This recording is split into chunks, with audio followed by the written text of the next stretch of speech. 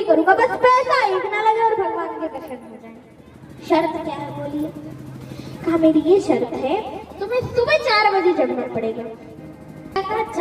अरे महाराज आप 4 बजे की बात करते हो, मैं तो सुबह 3 बजे ही उठ जाऊंगा। और आगे बताओ क्या करना है? सुबह से उठ करके चारपाई पर बैठकर हाथों के दर्शन करने और कहना है कराग्रे वसति लक्ष्मी कर मध्य सरस्वती कर मूले तु गोविंदा प्रभाते कर दर्शनम।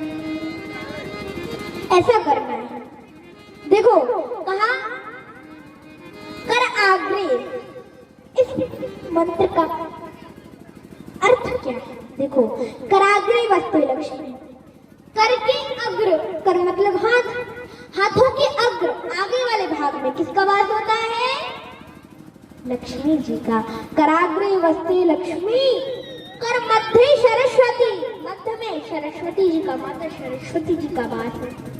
कर मध्य सरस्वती और कर मूले, मूले मतलब अंत में, अंतिम भाग में, कर मूले तु गोविंदा प्रभाते कर दर्शनम। अंतिम भाग में किसका वास है? किसका वास है? भगवान कन्हैया का, गोविंद का। तो कहा कि ऐसे आपको करना है सुबह से उठ करके। उसके बाद फिर बैठ जाना मानसिक पूजा, मन आंखें बंद करके सोचना है मन ही मन। मैं गंगा जी पहुंच गया, गंगा जी में स्नान कर लिए, स्नान करके एक लोटा जल भर लाया, एक लोटा जल भर के लाया तो भगवान को जगाया, भगवान को स्नान करवाए, भगवान को नए नए वस्त्र पहनाए और उसके बाद भगवान को सुंदर श्रृंगार किया, गले में माला पहनाई, सुंदर भगवान को खुशबूदार चक्कर लगा दिया, हाथों में कड़े पहना दिए, सिर पर मुकुट लगा दिया, नया मुकुट लगा दिया और प्रभु की सेवा पूजा कर दी, बढ़िया श्रृंगार कर दिया, सारा आरती उतार दी, भोग लगा दिया। ऐसे मानसिक पूजा करनी है। ठीक है महाराज।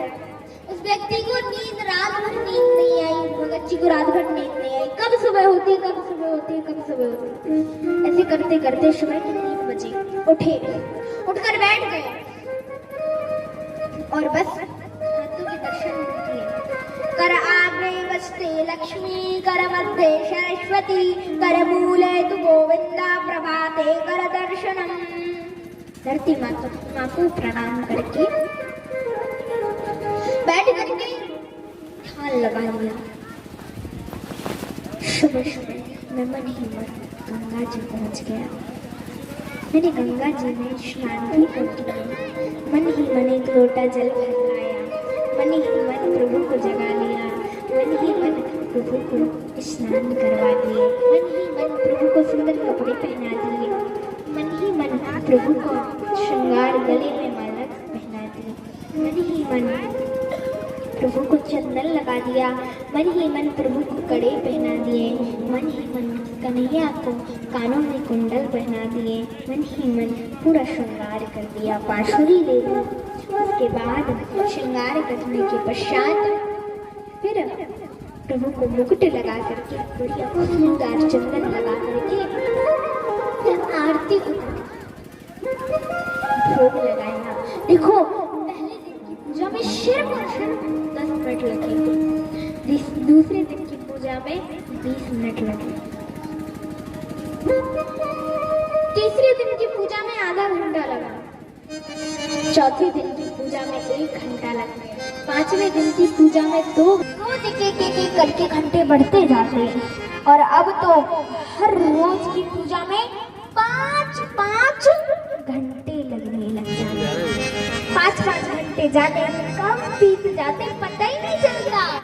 बड़ी सर्दी थी, ऐसे हिलते कर आग्रे वसते लक्ष्मी कर मध्य सरस्वती कर मूले तु गोविंदा प्रभाते कर दर्शनम। धरती माँ को प्रणाम करते, ठंडी लग रही, हिल रही, छुपा रहे हैं हाथ, ध्यान लगाया, ध्यान में भी सर्दी, ध्यान लगाया।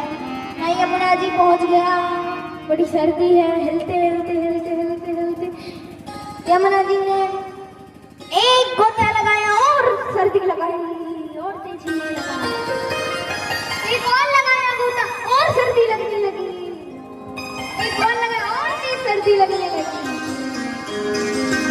फिर एक लोटा दूध घर लाया, हिलते हिलते हिलते हिलते घर आया, पूरा शरीर हिलते हिलते प्रभु को वस्त्र पहनाए, पूरा श्रृंगार कर दिया। श्रृंगार करने के पश्चात चंदन लगा दिया, मुकुट पहना दिया, आरती की। भोग लगाना, दूध का भोग लगाना भूल ही गई, सर्दी लग रही थी। फिर याद है, अरे भोग भी तो लगाना है ना। अंदर गए, दूध ले आए। अब दूध में चीनी डालना भूल गए। अरे दूध में चीनी भी तो डालनी थी ना। चीनी लेके आए। अब चीनी तो लेके आए, चीनी का डिब्बा खोल के देखा, चम्मच नहीं, चम्मच लाना भूल गए। अब बेचारे बार बार काय को जाऊं, ऐसा करता हूँ, रोज चम्मच से डालता था, आज डिब्बे से ही डाल देता हूँ। अब हाथ तो बड़ी जोर जोर से हिल ही रहे थे, डिब्बा पकड़ा, जैसे ही डाली चीनी ज्यादा गिर गई। बोले अरे बाप रे बाप, हे भगवान, इतनी ज्यादा प्रभु को चीनी खिलाऊंगा तो मेरा तो पूरा भट्टा ही बैठ जाएगा। नहीं नहीं, करता हूँ, अभी निकाल लेता हूँ, खुली थोड़ी होगी, निकाल लेता हूँ। अरे इतनी धूप तो होती है ना, बड़ी आंखें से खोलूंगा, कल पर डाल दूंगा उन्हीं के दूध। जैसे दूध में हाथ डाला, चीनी की मुट्ठी भरी, आंखें निकालने लगे, प्रभु प्रकट हो गए, हाथ पकड़ लिया और क्या बोले, भगत जी, मन का दूध, मन का गिलास, मन की चीनी, फिर भी इतनी कंजूसी। तुरंत आंख खोल, प्रभु आप चीनी से प्रसन्न होते हैं? अगर मुझे ऐसा पता होता कि आप चीनी से प्रसन्न होते हो तो मैं एक पूरा चीनी मंगा के रख लेता। प्रभु बोले नहीं भगत जी, मैं चीनी से प्रसन्न नहीं होता, मैं तो केवल भक्त का भाव देखता हूँ। भाव का मुखाम में, भाव ही एक सार है, और भाव से भजे जो मुझको, भव से बेड़ा पार है, भव से बेड़ा पार है। प्रभु केवल भाव के भूखे रहते हैं, प्रभु को भाव चाहिए, भाव। जो प्रभु को भाव से भजता है तो उसकी मुक्ति हो जाती है, उसे भगवान का धाम प्राप्त होता है। आंगन नहीं बुहारा हमने, आंगन नहीं बुहारा, कैसे आएंगे भगवान, कैसे आंगन नहीं बुहारा हमने, आंगन नहीं बुहारा, कैसे आएंगे भगवान, कैसे आएंगे भगवान। चंचल मन को नहीं संभाला, चंचल मन को नहीं संभाला,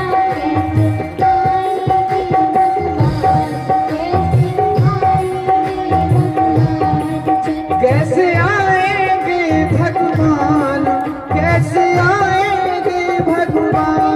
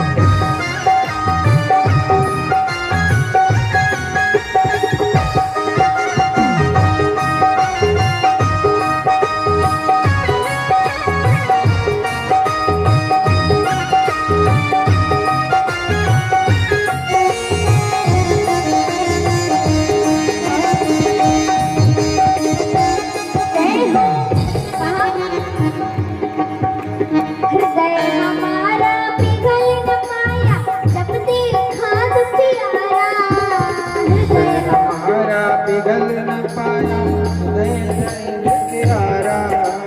हृदय हमारा पिघल न पाया जब देखा दुखियारा।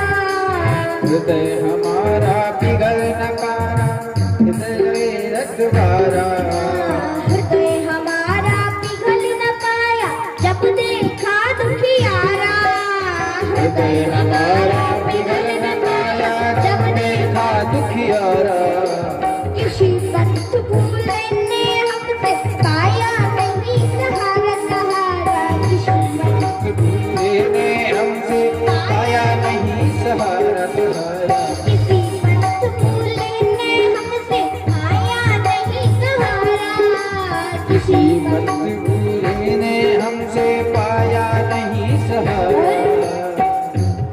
सूखी है करुणा की धारा, सूखी है करुणा की धारा।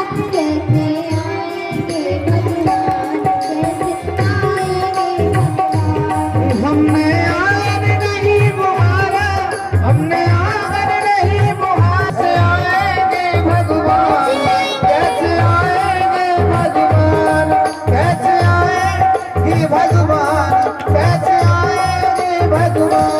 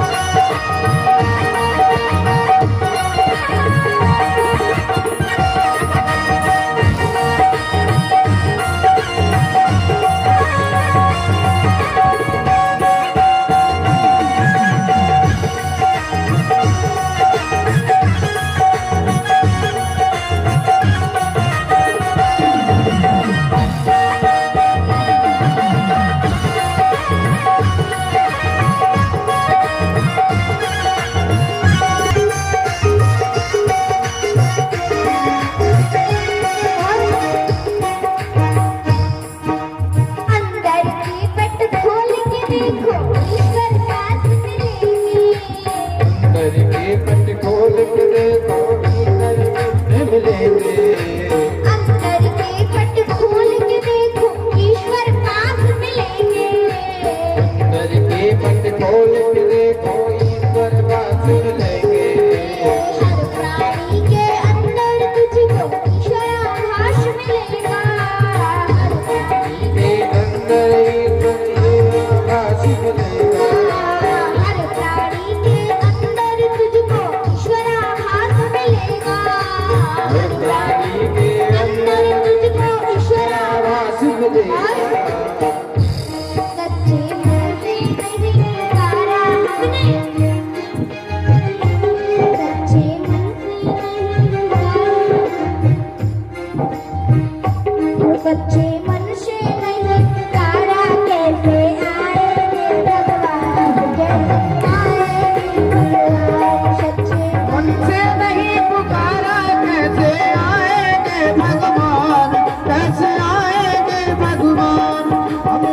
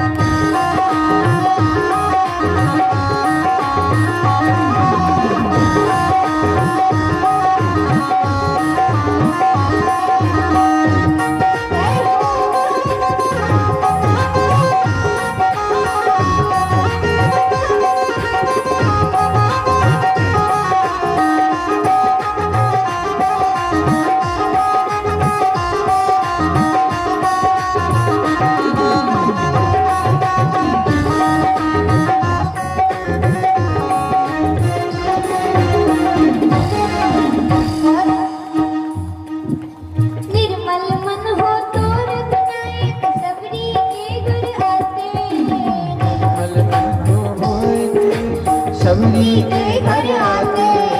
निर्मल मन हो तो रघुनायक सबरी के घर जाते। निर्मल मन हो तो रघुनायक सबरी के घर जाते। निर्मल मन हो तो रघुनायक सबरी के घर जाते। निर्मल मन हो तो रघुनायक सबरी के घर जाते।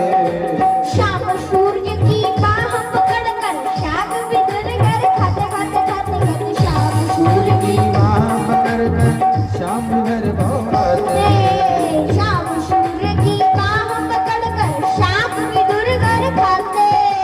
शाम सूर्य की बाह पकड़ कर शाग विदुर घर खाते। और इस पर हमने नहीं विचारा, वो इस पर हमने नहीं विचारा, इस पर हमने नहीं विचारा।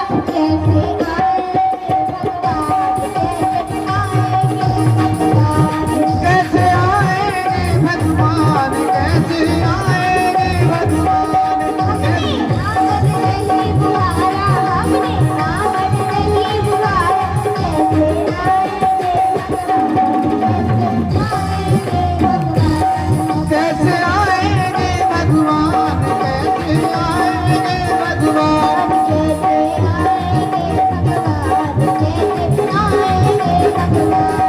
कैसे आएंगे भगवान। कैसे आएंगे भगवान, कैसे आएंगे भगवान। कैसे आएंगे भगवान, कैसे आवन नहीं बुहारा, हमने आवन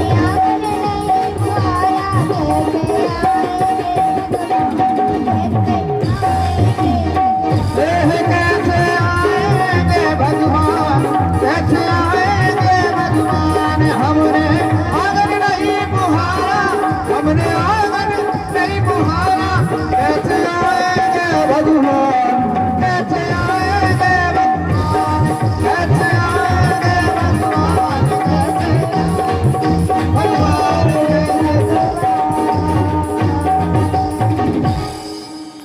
बोलो कृष्ण कन्हैया लाल की, जय राधा रानी सरकार की, जय वंशी वारी। जय। कहा महाराज एक बात बताओ, भगवान जल्दी किसको मिलते हैं? क्या भगवान जल्दी लंबी उम्र वाले को मिलते हैं, या फिर प्रभु जल्दी पढ़े लिखे को मिलते हैं? कहा नहीं, भगवान जल्दी लंबी उम्र वाले को मिलते होते तो ध्रुव जी की क्या मृत्यु? अरे ध्रुव जी को तो 5 वर्ष के थे ध्रुव जी, 5 वर्ष में ही साक्षात भगवान नारायण के दर्शन हो गए थे। तो जब भगवान लंबी उम्र वाले को नहीं मिलते तो भगवान पढ़े लिखे को तो जरूर मिलते होंगे। कहा अगर भगवान पढ़े लिखे को मिलते होते तो गजेंद्र कौन सा पढ़ा लिखा था? गजेंद्र ने कौन से ऐसे स्कूलों की डिग्रियां प्राप्त कर ली थी जो से भगवान मिल गए? अच्छा, जब भगवान लंबी उम्र वाले को नहीं मिलते, पढ़े लिखे को नहीं मिलते, तो भगवान सुंदरता तो अवश्य देखते होंगे। अगर भगवान सुंदरता देखते होते तो कुब्जा कितनी सुंदर थी? कुब्जा कौन सी सुंदर थी जो उसको भगवान मिल गए? काली कलूटी थी, 3 जगह लेके हुई थी, उसको भगवान मिल गए।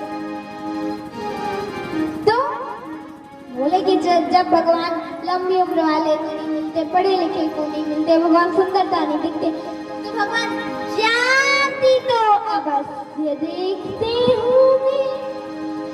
कहा अगर प्रभु जाति देखते होते, विदुर जी की कौन सी जाति थी? विदुर जी की क्या जाति थी जो उन्हें भगवान मिल गए? कहा विदुर जी की। अब ये महाराज विदुर जी कौन थे? कहा विदुर जी दासी के पुत्र कौरवों के मंत्री हुआ करते थे विदुर जी। एक बार हस्तिनापुर को बड़ा बढ़िया अच्छे तरीके से सजाया जा रहा था। पूछा भैया इतना क्यों सजाया जा रहा है आज हमारे इस हस्तिनापुर को? कहा वो क्या है, हमारे इस हस्तिनापुर में भगवान कन्हैया पधार रहे हैं।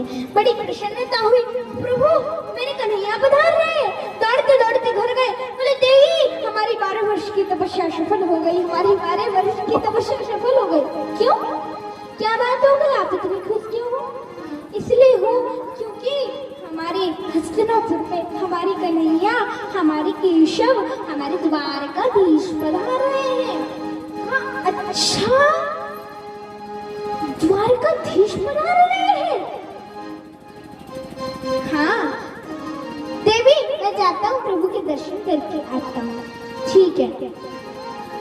दौड़े दौड़े गए विदुर जी सभा में। देखा कि ये सभा लगी हुई थी। सभा में दुर्योधन, कर्ण, मामा शकुनी, धृतराष्ट्र आदि बड़े बड़े योद्धा बैठे हुए थे और साथ साथ उन्हीं के बीच हमारे कन्हैया, हमारे केशव विराजमान थे। कन्हैया हमारे ठाकुर जी, हमारे केशव विराजमान थे। देखा कन्हैया ने विदुर जी को देखा, तुरंत आंखों इशारा कर दिया, हमारा निमंत्रण आपके घर पर है आज। जैसे ही आंखों का इशारा देखा, अब ये कहाँ समझने वाले थे विदुर जी आंखों का इशारा नहीं समझे। जब विदुर जी आंखों का इशारा नहीं समझे और बैठ गए, भगवान कन्हैया से प्रश्न किया गया। कहा कि अरे भगवान कन्हैया से प्रश्न किया, अरे कन्हैया एक बात बताओ, बड़े दिनों बाद हमारे हस्तिनापुर की याद आई। कहाँ बात है भाई, बड़े दिनों बाद आए तुम लाला, क्यों द्वारकाधीश इतने दिनों बाद याद आई है हमारी हस्तिनापुर की? तो बोले सुनो, मैं यहाँ द्वारकाधीश के नाते नहीं, मैं यहाँ द्वारकाधीश के नाते नहीं, मैं यहाँ पांडवों का दूत बनकर आया। मैं चाहता हूँ पांडवों को कुछ जगह दे दी जाए ताकि पांडवों का गुजारा हो जाए। बोले क्या कहा? पांडवों को? तुम 5 गांव की बात करते हो ना, मैं बिना युद्ध के सुई की नोक समझते हो कितनी होती है सुई की नोक?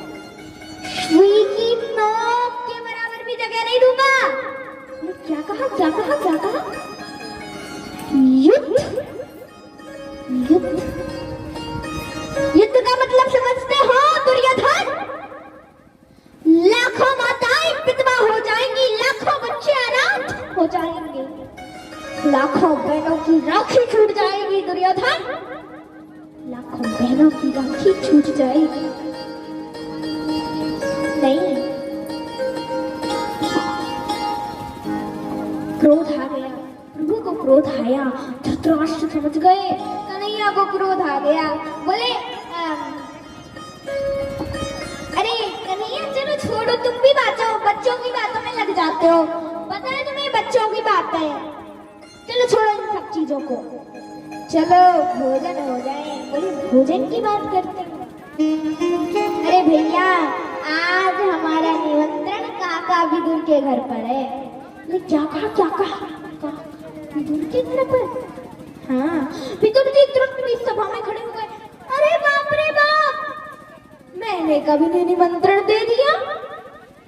चलो छोड़ो छोड़ो छोड़ो, ये बात मैं सोचेंगे कब दिया था, चलो पहले कुछ खरीद के लाते हैं कन्हैया के भोजन के लिए।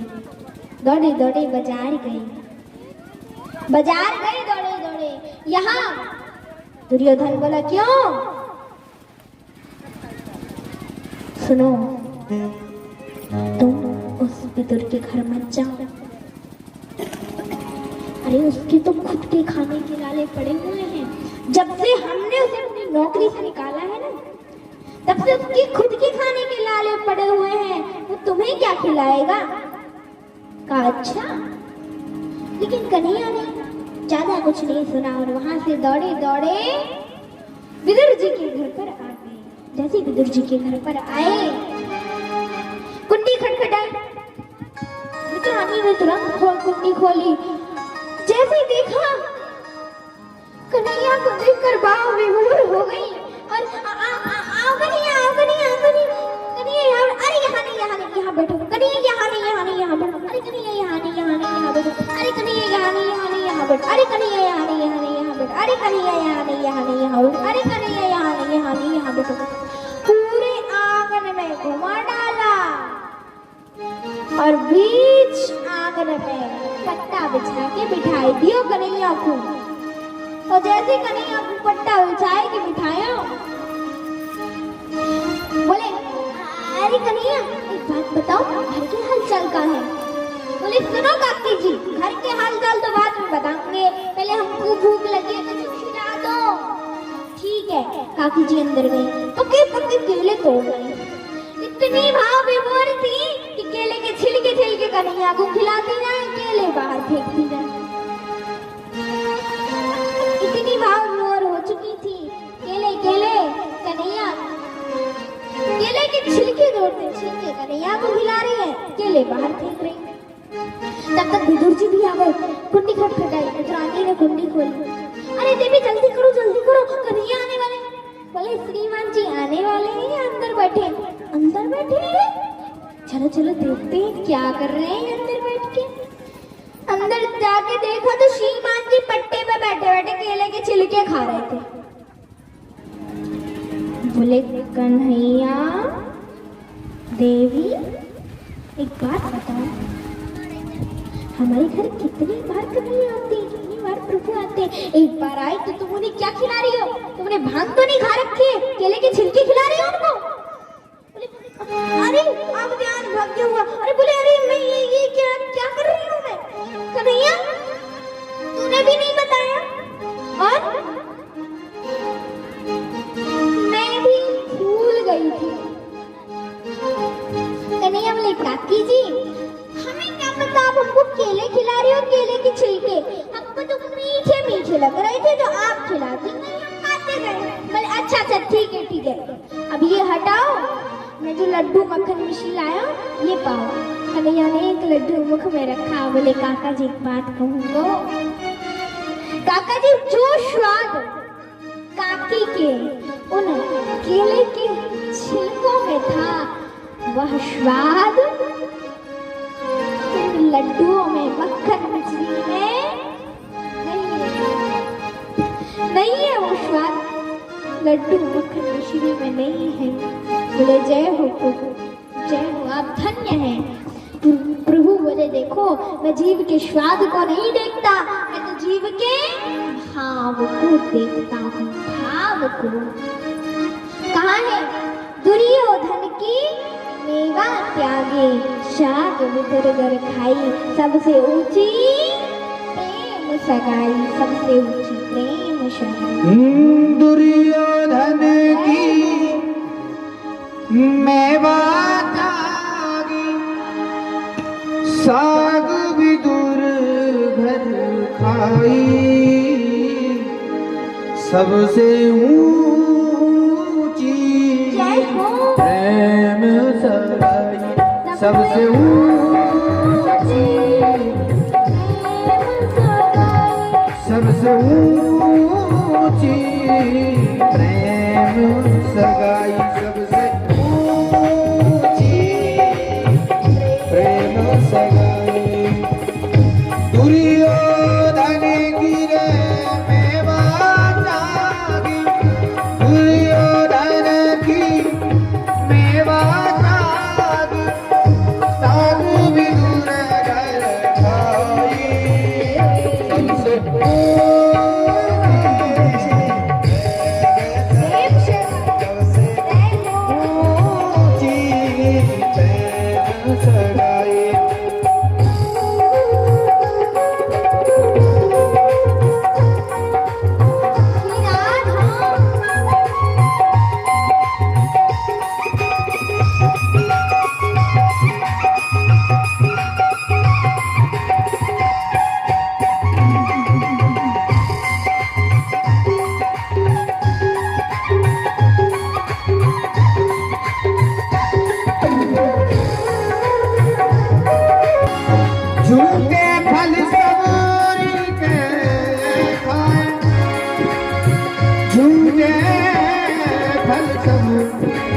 री के खाए, झूठे फल सब री के खाए, हे बहुविधि कीन बड़ाई, हो झूठे फल सब री के खाए, बहुविधि कीन बड़ाई, सबसे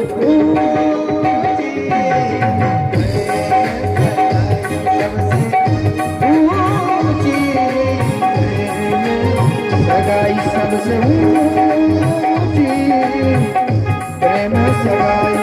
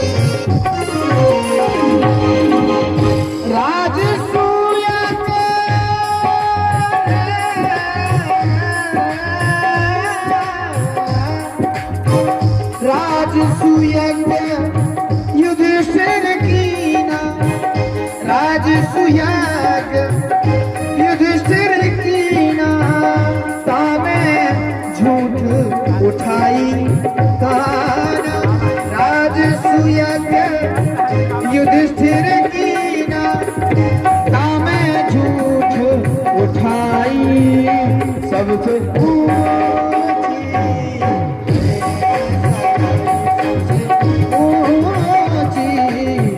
प्रेम सगाई सबसे ऊंची प्रेम सगाई।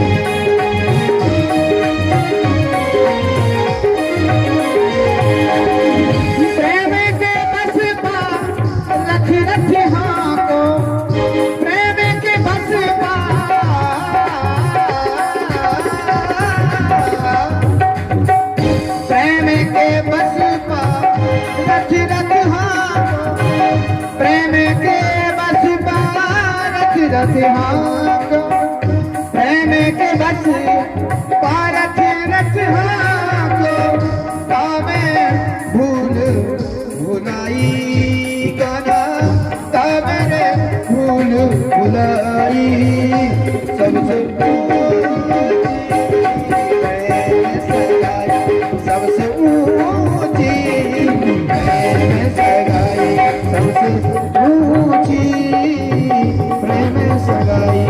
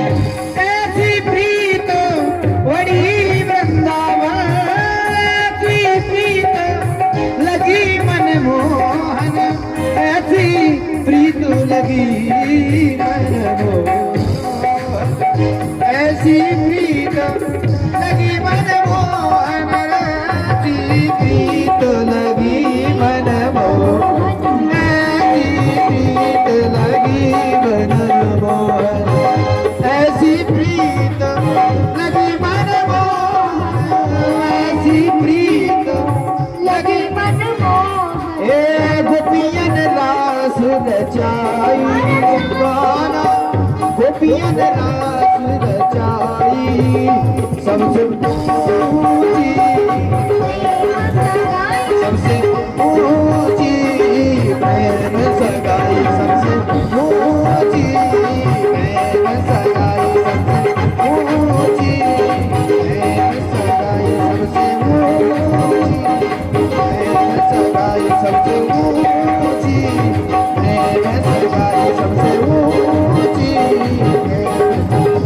प्रेम सगाई है प्रेम सगाई प्रेम सगाई प्रेम सगाई सबसे ऊंची प्रेम सगाई सबसे ऊंची सबसे ऊंची प्रेम सगाई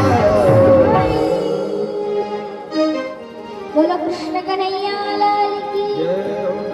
हमारे महाराज जी के लिए एक बार जोरदार तालियां। अरे जरा जोर की ताली बजाओ। देखो माताओं, आज और कल आपकी चल जाएगी, लेकिन आप सभी को नृत्य तो करना ही पड़ेगा, नाचना पड़ेगा। अगले भजन में नाचोगे, ठीक है? किस किस को नाचना आता है हाथ उठाओ पहले।